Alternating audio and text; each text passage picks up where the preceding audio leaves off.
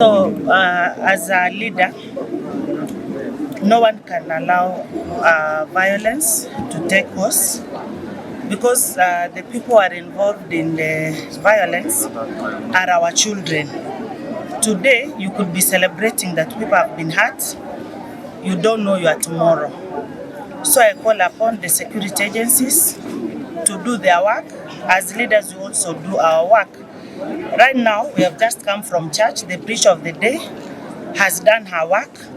And then I'm addressing the fourth estate, meaning you are also doing your work. As leaders, we are doing our work. So the security people, I urge you as Mama County to restore peace so that people can move freely without any conflict. Even the Kenyans who are hired by all leaders, maybe the aspirants, the current politicians, you should be celebrating to get the 500. You hurt your neighbor, not knowing even you'll be hurting your own brother. So I don't support any violence. I've never engaged myself in any violence. I'm speaking from Gusii County. I remember very well sometimes back, I also encountered the same.